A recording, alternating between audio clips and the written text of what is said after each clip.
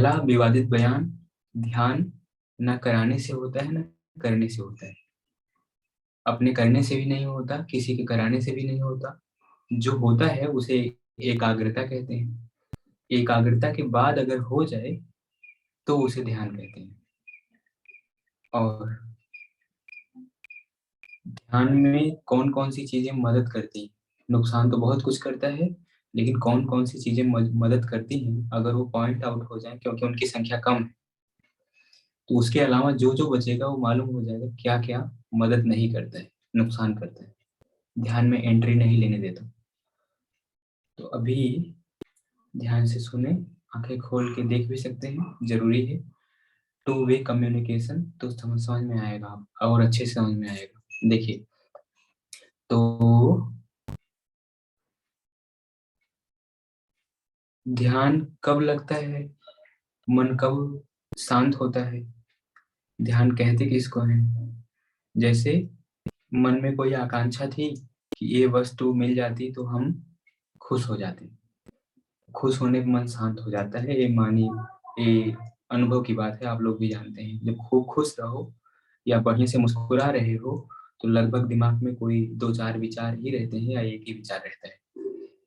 तो जब कोई बहुत खुश रहे तो शांत रहता है।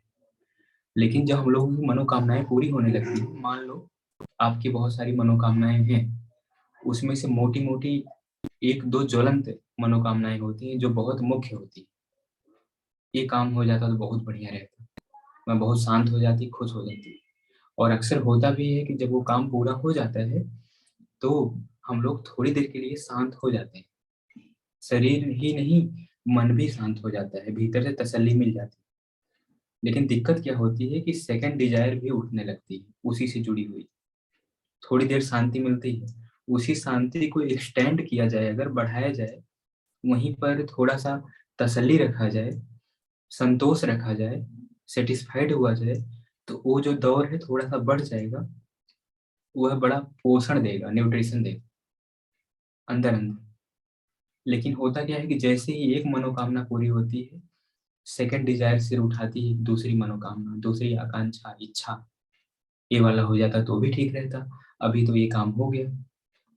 लेकिन जब भी कोई काम पूरा हो तब, कोई मनोकामना पूरी हो तब मन शांत होता है। ठीक, एक तो इधर से मन शांत होने का एक उपाय मिला।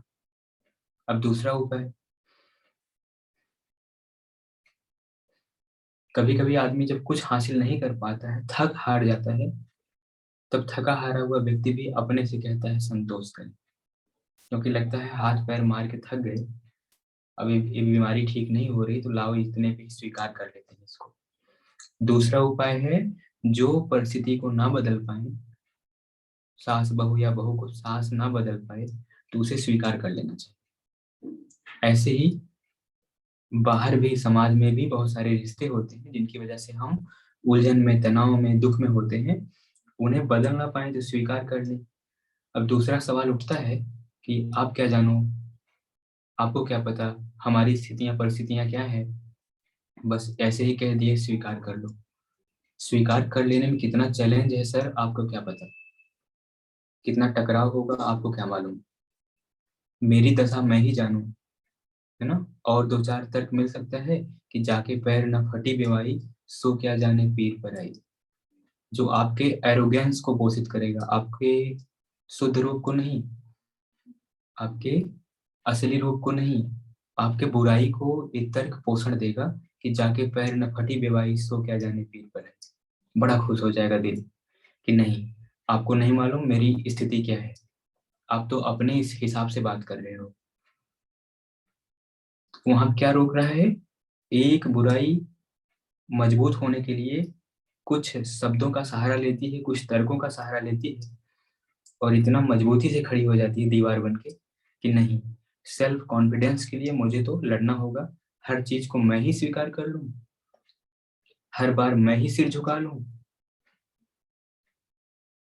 इससे तो फिर मेरा आत्म स्वाभिमान का क्या होगा? आत्म स्वाभिमान सुपर ईगो है ना, या अहंकार कहें तो थोड़ी सी और दिक्कत लगेगी सुनने में, लेकिन अहंकार, घमंड, तो घमंड ही पोषित होता है तरह तरह के तर्क करके। वो झुकने नहीं देता, स्वीकार करने नहीं देता। और स्वीकार जो नहीं करेगा उसका मन अशांत रहेगा, उसका मन दुखी रहेगा, टकराता रहेगा, झगड़ा करेगा, लड़ाई करेगा, बवाल करेगा। अगर इन बाहर नहीं करेगा तो भीतर तो करेगा ही करेगा मन में। तो वो व्यक्ति ध्यान की तरफ, संतोष की तरफ, शांति की तरफ नहीं जा सकता। अब एक तो मनोकामना के बारे में बताया, मनोकामनाएं पूरी हो जाएं तो मन शांत हो जाएगा थोड़ी देर के लिए, संतोष रखा जाए तो लंबी देर के लिए। दूसरा, अगर एक्सेप्टेंस आ जाए हर स्थिति परिस्थिति को लेकर के, स्वीकारोक्ति का भाव आ जाए कि हाँ ठीक है, मान गए, तसल्ली। तुम 10 बात बोल रहे हो, तुम्हारी 10 बात तार्किक रूप से तुम्हारी यहाँ सही लग रही है, मैं गलत लग रही हूँ, मान गए, ठीक है। अगर ये स्वीकारोक्ति भीतर से हो जाए तो सामने वाला आश्चर्यचकित हो जाएगा। ऐसा नहीं कि आप कमजोर हैं और बाहर बाहर से चुप हैं, सामने से कोई गाली दिए जा रहा है। मजबूत होकर के भी प्रतिकार नहीं करना और स्वीकार कर लेना भीतर से, तब जो है माना जाएगा कि सामने वाला इतना प्रभावित होगा भीतर के शांति से कि आगे नहीं बोलेगा, कंट्रोल हो जाएगा वो धीरे धीरे, वो रिश्ता मधुर हो जाएगा जिसमें आप भीतर से भी प्रतिकार नहीं करेंगे। अब एक बात और जो ध्यान में सहायक बनेगी, अनात्म भाव। एक तो होता है आत्म भाव।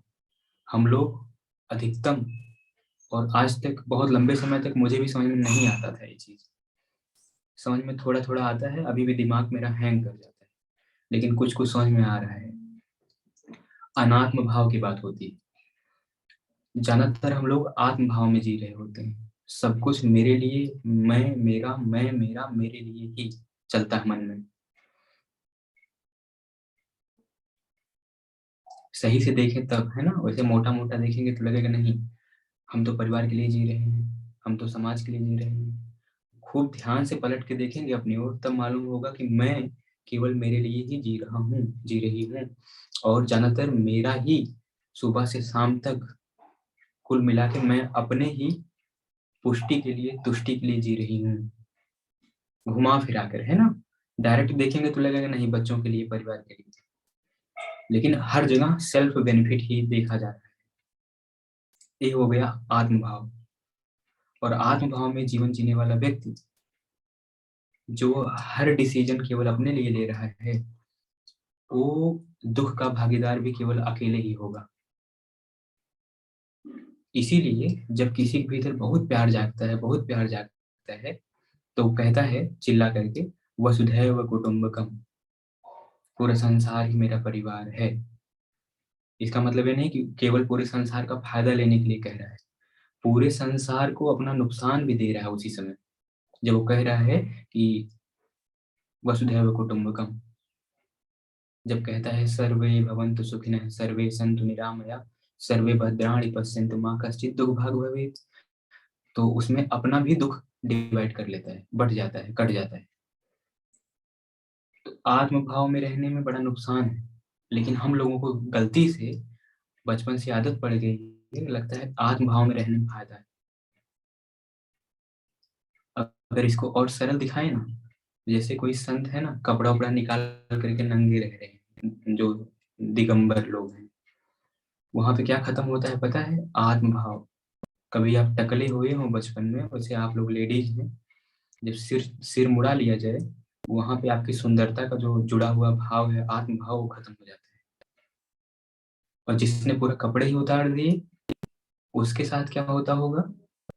अगर किसी ने सिर मुड़वाया हो, अपनी सुंदरता पे जिसे बहुत नाज रहता हो, तो जब वो नाज उतर जाता है, वहां से एक छोटा सा बीज लेके देखना कि जिसने सिर को मुड़वा लिया और उसका आत्मभाव सुंदरता से कट जाता है, जब तक फिर नए बाल और जुल्फे नहीं आ जाती, तब तक उसको लगता है कि जीरो, सुंदरता के मामले में जीरो, अहंकार जो सुंदरता से जुड़ा हुआ है, वो वाला जीरो। ऐसे ही जब पूरे शरीर का कपड़ा उतर जाता होगा तो लगता होगा जीरो। यहाँ पे अनात्म भाव आ जाता है। ये अनात्म भाव क्या है? केवल खुद के बारे में अपना ही लाभ हानि सोचने का जो भाव है, वो कम हो जाता है, बहुत कम हो जाता है। जो व्यक्ति सरेंडर हो जाता है, इस सरेंडर की तरफ ले जाता है। जो व्यक्ति सरेंडर हो जाता है उसका मन ध्यान में लग जाता है। जैसे कभी लगे कि अब घर छोड़ के जाना है, सन्यासी हो जाना है, सच में लगे, ऐसा मोटा मोटा नहीं, तब आपके रोए खड़े हो जाएंगे, सिहर उठेंगे, आत्मभाव खत्म होने लगेगा। सारी जो बंधन लग रहे हैं ना, अब तक जो बंधन है, जाने अनजाने में सब बंधन बंधे हुए हैं लोगों से, ये बंधन ढीले पड़ने लगेंगे, छूटने लगेंगे जैसे ये विचार प्रगाढ़ होगा। और आप पाएंगे कि आपका मन एकदम कांटे की तरह खड़ा हो गया, न पीछे की कोई बात याद आ रही है, न आगे की कोई बात याद आ रही है, कांटा खड़ा हो गया एकदम प्रेजेंट में। सांस पे मन लगाना नहीं पड़ेगा, स्वयं लग जाएगा। एकाग्रता अपने आप आ जाएगी, तुरंत ध्यान में प्रवेश हो जाएगा। तो जो लोग कहते हैं ना, दान करो दान करो दान करो, दान करने से होता क्या है, मुझे समझ में आया, बहुत देर में समझ में आया। ये नहीं किसी का फायदा हो जाएगा, आपको आशीर्वाद देगा, आशीर्वाद से आपको फायदा होगा, घूम फिर के फायदा होगा, ऐसा नहीं है। ये तो होगा तो ये बाहर बाहर की बात है। भीतर भीतर की बात ये है कि जो मैं और मेरे का भाव है ना, धीरे धीरे ये टूटने लगता है। धीरे धीरे ये जो अंदर से कनेक्शन है, अंदर वाला जो मैं मेरा वो वाला भाव टूटने लगता है। अनात्म भाव डेवलप होने लगता है, बिना कपड़ा उतारे, बिना सिर मुड़ाए, बिना अपनी सुंदरता को त्यागे, भीतर से सुंदर होने लगते हैं। जब भीतर से सुंदर होने लगेंगे ना, तो बाहरी सुंदरता की जरूरत नहीं पड़ती, कपड़ा कोई छोड़ देता है। कपड़ा छोड़ने के पीछे यही है कि वहां पे काम क्रोध लोभ मोह मद मत्सर सब छूट जाए। तुम किसके लिए शीशा देख रहे हो, किसके लिए बालों को संवार रहे हो, मैं सुंदर लगूं, मैं मेरे को सुंदर लगूं इसलिए देख रहा हूं, नहीं। भीतर से जो सुंदर हो जाएगा उसको बाहर से सुंदर होने की जो है मन ही नहीं करेगा। त्याग का भाव डेवलप हो जाए बस। त्याग का भाव मदद करेगा ध्यान में सरेंडर होने में। तो पहला बताया कि जब मनोकामनाएं पूरी हो जाएं। दूसरा बताया स्वीकारोक्ति का भाव आ जाए, हर चीज में एक्सेप्टेंस आ जाए कि भैया जो तुम कह रहे हो वो भी सही, जो मैं सोच रहा हूँ वो भी सही, लेकिन तुम्हारे ही अहंकार को पुष्ट होने देते हैं, क्योंकि तुम ध्यान को गहराई से जान नहीं पाए हो सकता है आने वाले समय में तुम्हारे पुण्य खिलें, तुम भी जान जाओ। लाओ हम तुम्हारे लिए मंगल मैत्री करते हैं, तुम्हारे लिए शुभकामनाएं करते हैं, हो सकता है तुम्हें आगे ज्ञान प्राप्त हो जाए। टकराना नहीं, किसी को जबरदस्ती बुद्धि नहीं दे। जबरदस्ती मतलब बैठा के ऐसे जैसे मैं बता रहा हूँ इस तरह से बुद्धि नहीं देनी, जब तक सामने प्यासा ना हो, नहीं तो लगेगा ये टीचर पागल हो गया है। और ये सब बातें जीवन में कहाँ उतर पाती हैं, यही सब बातें आसानी से जीवन में उतर पाती हैं। इसके अलावा किताबी बातें, दर्शन की बातें, धर्मों के हिसाब से बोले गए कठिन कठिन शब्द, दर्शन फिलॉसफी, वो सब उतर उतर नहीं पाता है, बहुत कठिन है। उसको कोई जान के अनुभव पे उतार के अनुभव को बताए तो वो काम बना सकता है, उसको गुरु कहते हैं। और कोई वही किताब उठा के पढ़ता जाए और वही भाषा में पढ़ता जाए, बताए कि धर्म ये धर्म वो, ध्यान ये ध्यान वो, तब काम नहीं बनेगा। ये दो तीन रास्ते मिले ध्यान में उतरने के। एकाग्रता इतने में आ जाएगी, फिर आपका मन सांसों पे लग जाएगा, फिर इस शरीर के प्रति जो जुड़ाव है ये टूटने लगेगा अंदर से। अच्छा ये सब संन्यास लेके हम करेंगे क्या? ये सब संन्यास लेके दुखों से मुक्त होने लगेंगे। और क्या होगा? और हमारा जो जीवन है ना, ये बहुत बढ़िया होने लगेगा। बढ़िया मतलब जिस जिस चीज के पीछे हम भागे जा रहे हैं वो चीज हमारे पीछे पीछे भागेगी। जैसे फिर घुमा करके दूसरी भाषा में कहेंगे, रिद्धियां सिद्धियां पीछे पड़ जाएंगी। अभी हम पीछे भाग रहे हैं, इसका मतलब रिद्धियां सिद्धियां संपन्नता आगे है। जब ध्यान का मार्ग पकड़ेंगे तो आप आगे हो जाएंगे, वो सब आपके पीछे भागेगा। मूलाधार, स्वादिष्ठान, मणिपुर, विशुद्धि, आज्ञा, सहस्त्रार, उनकी रिद्धियां, उन हर चक्र के साथ रिवार्ड मिलता है। हर चक्र के साथ एग्जाम होता है, हर चक्र एग्जाम ले रहा होता है, हर स्टूडेंट हर साधक फेल हो रहा होता है। कोई बताने वाला ही नहीं है कि तुम्हारे साथ इस समय क्या हो रहा है, तुम्हारे मन में जो चल रहा है ये क्यों चल रहा है। ये जो तुमको लग रहा है कि बहुत जीरो हो गए हैं, ये तो योग योग करके हम हमारा दिमाग एक बार ठीक हुआ फिर सब खराब हो रहा है, ये सब एग्जाम चल रहा है। बहुत लोग फेल हो जाते हैं, जान ही नहीं पाते, क्योंकि कोई होश ही नहीं दिलाता है और ना कोई उतना समर्पित हो पाता है। इन एग्जाम्स को पास करेंगे तो हर चक्र के रिवार्ड मिलेंगे। ये सब तो मान लो टेढ़े रास्ते हैं, सीधा रास्ता बस यही है कि ध्यान करते जाएं करते जाएं करते जाएं, क्वेश्चनिंग ना हो। आज के लोगों में सबसे ज्यादा क्वेश्चन है। फायदा कब होगा, 1.5 महीना हो गया, फायदा कब होगा, कितना होगा, कैसे जाने फायदा हो रहा है, अभी तो नुकसान ही चल रहा है। पेशेंस नाम की चीज ही नहीं है। पेशेंस किसको नहीं है, जिसको समर्पण नहीं है। समर्पण किसको नहीं, जिसको श्रद्धा नहीं है। श्रद्धा नहीं है, घर वाले मंदिर गए, हम भी मंदिर गए, उन्होंने हाथ जोड़ा, हमने हाथ जोड़ा, मत्था उन्होंने टेका, हमने भी टेका, लगा कि मंदिर गए मंदिर से आए। फायदा उनको होगा जो श्रद्धालु होंगे, आपको नहीं होगा अगर आप श्रद्धालु नहीं है तो। अब श्रद्धा कैसे बनाए, श्रद्धा बनाने के लिए ये हमारे किताबें पढ़े, किताबें पढ़ी है ना, दर्शन पढ़े हैं, संत पढ़े हैं, रामकृष्ण पढ़े हैं, महावीर पढ़े हैं, उनके जीवन को दर्शन को पढ़ने से श्रद्धा जागेगी, श्रद्धा से समर्पण आएगा, समर्पण से विश्वास प्रगाढ़ होगा, विश्वास जिनका प्रगाढ़ होता है वहां तर्क जीरो होता है, जहां तर्क जीरो हो जाएगा, समर्पण ज्यादा हो जाएगा, वैसे हर जगह तर्क जीरो करेंगे, धोखा खा जाएंगे। जहां सही महसूस करे, दिल में महसूस हो कि ये बात सही है, वहीं पर तर्क शून्य होना चाहिए, नहीं तो तर्क शून्य होने पर सामने वाले लोग फायदा उठाते हैं। तो कुछ ऐसी जगह है जहां तर्क शून्य होकर के भावधारा के हिसाब से आगे बढ़ना चाहिए। तो श्रद्धावान लभन्ते ज्ञानम तत्परः संजेत इंद्रिय ज्ञानम लब्ध्वा परां शांतिम अचिरेण गच्छति। श्रद्धावान ही ज्ञान प्राप्त करके शांति के मार्ग को प्राप्त कर पाता है। शांति मिल जाएगी तो क्या होगा, वही होगा जो हमने बताया कि जीवन में जो चाहते हैं वो बहुत तेज गति से आपके पीछे पीछे घूमे और आप उसके आगे आगे भागेंगे कि मतलब हमको कुछ चाहिए नहीं लेकिन हमको इतना मिल क्यों रहा है, ऐसा होने लगता है। तो बस चाहत वाहत भी खत्म हो जाती है। तो परिवार का क्या होगा, पति और बच्चों का क्या होगा, ऐसा सोचिए कुछ लोग डर जाते हैं। उनका भी भला होगा, अपना भी भला होगा, जो जीवित हैं जो नहीं है उनका भी भला होगा। एक आदमी सुधर जाए तो अपना लगभग पूरा खानदान, और जो नहीं है, जो पितृ हैं, उनको भी फायदा पहुंचा देगा एक आदमी। उसके कर्म, उसकी आभा, उससे जुड़े हुए लोगों का फायदा, घर के आसपास पड़ोस का फायदा, पौधों का, फसलों का फायदा, जानवरों को फायदा। तो अगर इतना फायदा है तो ध्यान करना चाहिए। लेकिन जब बैठे तो फायदा ही होगा, यही सोच सोच के करते रहेंगे तब नहीं होगा। तो मनोकामनाएं छोड़ें, इच्छाएं छोड़ें, शून्यता की ओर भागें,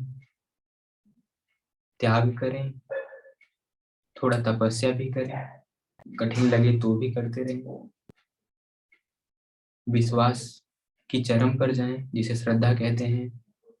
अंधश्रद्धा नहीं, श्रद्धा जिसे कहते हैं वो लाना दिल में, बाहर बाहर श्रद्धा नहीं, भीतर से। तब जो है आसानी से मन शांत हो जाएगा। चलिए मन को शांत कर देते हैं, कमर सीधी, गोद में हाथ, आंखें बंद। हर आती जाती सांस को महसूस करें, एक भी सांस भूल ना जाए, कोई विचार भटका ना पाए। कोई विचार मनोकामना के रूप में ही तो आएगा, मनोकामना तो करनी ही नहीं। हमने सब त्याग दिया, हमने सब स्वीकार कर लिया, हमारी सारी मनोकामनाएं पूरी हो चुकी हैं, हम तो बड़े संतोषी हैं, हमको तो संतोष हो चुका।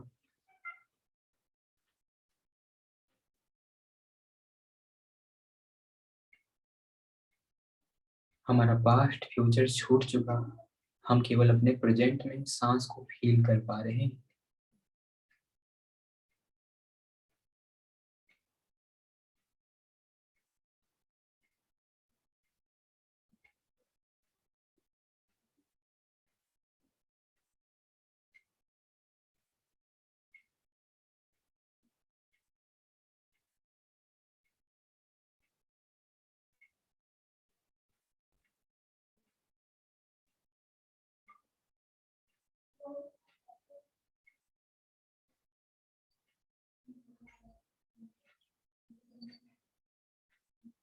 कंधा और ढीला, कमर सीधी।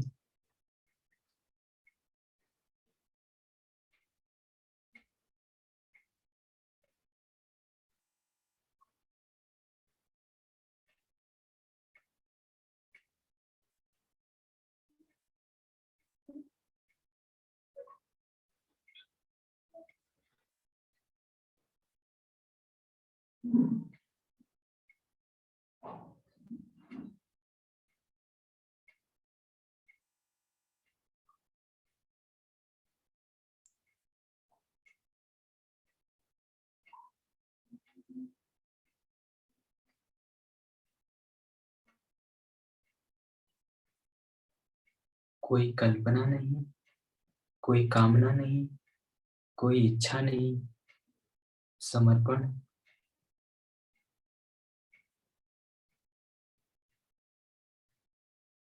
छोटी छोटी सांस का आना जाना।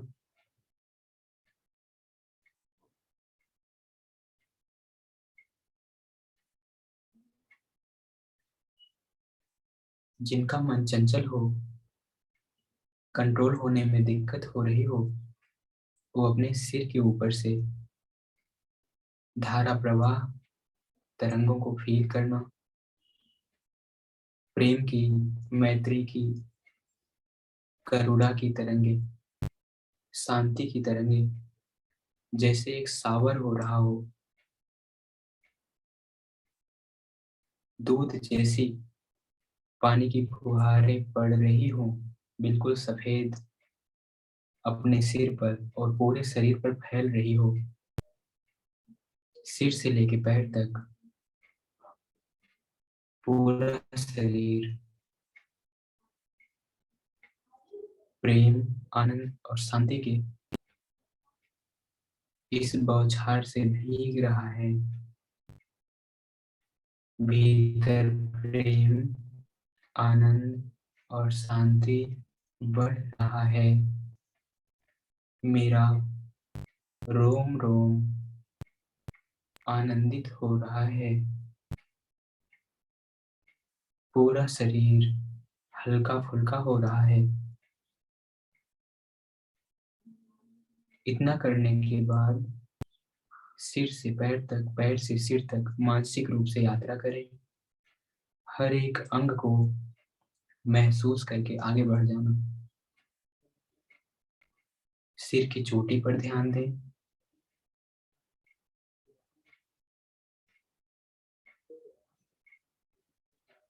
पूरे सिर पर, बालों की जड़ों पर,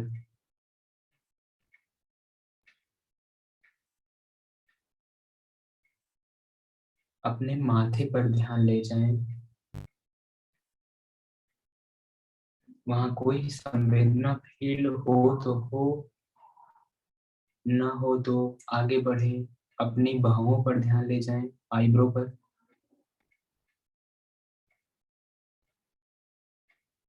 अपनी पलकों पर,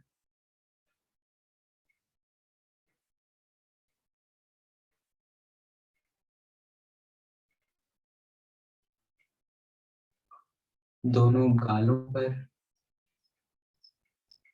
बस एक लहर सी दौड़ जाए, होश की लहर, होश पहुंच जाए नासिका पर, नासिका के नीचे मूंछों वाले भाग पर,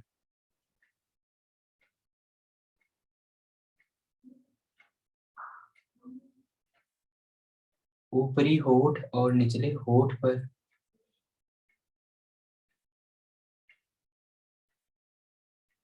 अपनी ठुड्डी पर,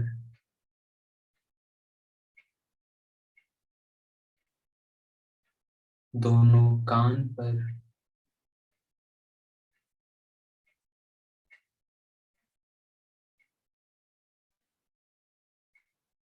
दोनों कंधे पर,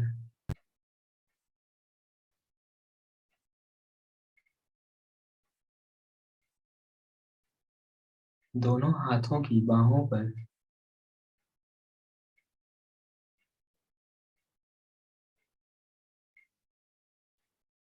दोनों हाथ की हथेलियां, कलाइयां, हथेली, अंगुलियां और अंगूठे पर, जैसे कोई स्कैनर मशीन ऊपर से नीचे की ओर जा रही है। हर एक अंग को महसूस करते हुए बढ़ना है। अब दोनों अपना ध्यान दोनों कंधे से नीचे उतारें, चेस्ट पर,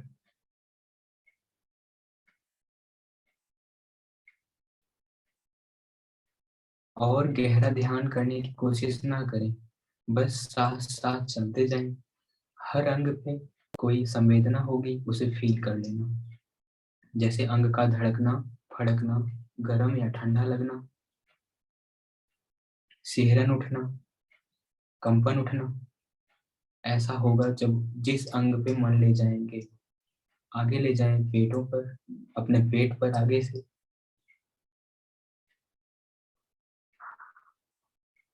ऊपर ऊपर कैसा लग रहा है जान करके नीचे जाएं, निचले अंगों पर,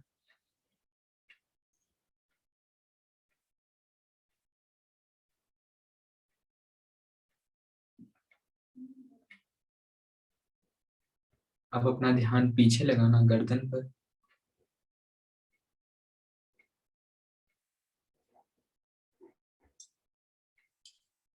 पूरी पीठ पर ध्यान लगाएं, ऊपर से नीचे तक।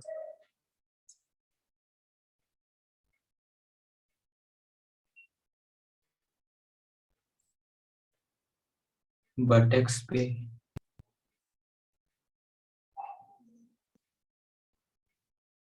दोनों थाई,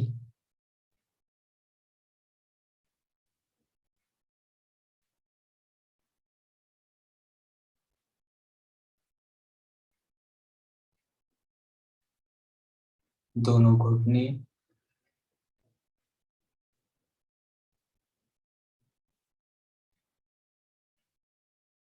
दोनों पैर की पिंडलियां,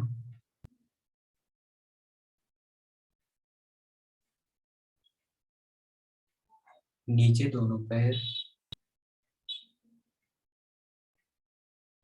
एड़ियां, तलवा, पंजा, अंगुलियां और अंगूठा।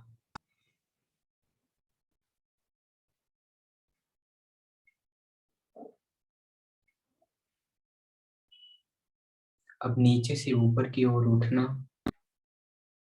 दोनों पैर का अंगूठा, अंगुलियां, पैर का पंजा, तलवा, एड़ियां और टखना, दोनों पैर ऊपर की ओर, पैर की पिंडली, घुटना, जैसे पारा ऊपर चढ़ता हो वैसे ही ऊपर की ओर उठते जाना, अपनी संपूर्ण चेतना को एकाग्र करके। दोनों पैरों का थाई, घुटना, हिप्स, निचले अंग,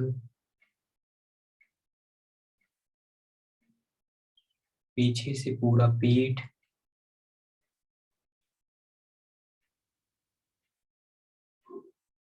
कंधे तक, सामने से पेट, चेस्ट, कंधे तक,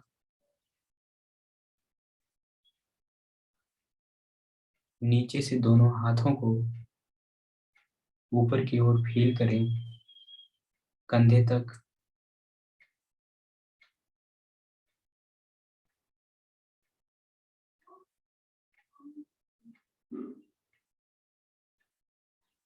चारों तरफ से गर्दन को फील करें।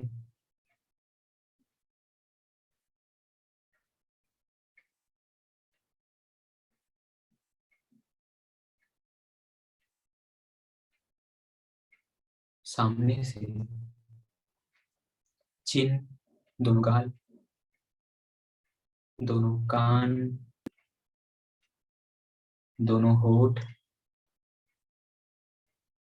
नासिका, दोनों आंखें, पलकें,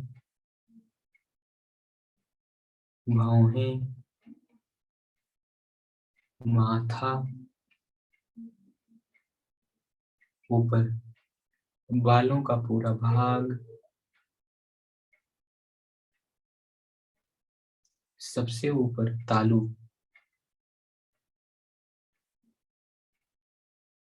यहीं पर तटस्थ होकर के, शून्य होकर के थोड़ी देर रुक जाएं।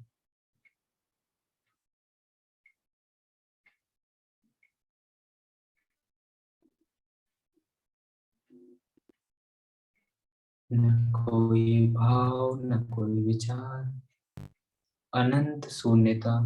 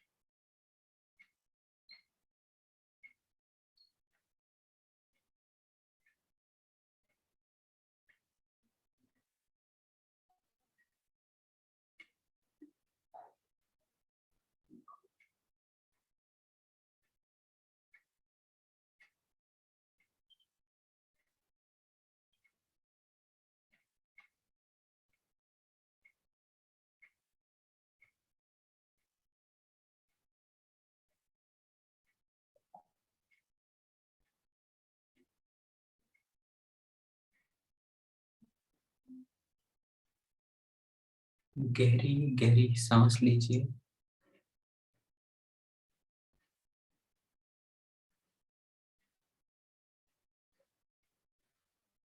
हाथ जोड़ लीजिए।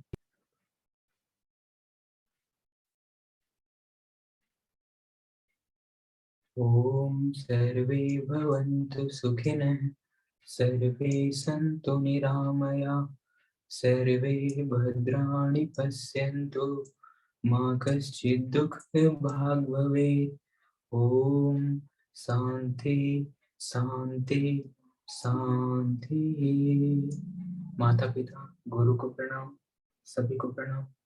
जय जिनेन्द्र, जय श्री कृष्ण। दोनों हाथ रख करके पूरे शरीर पे फैला लीजिए।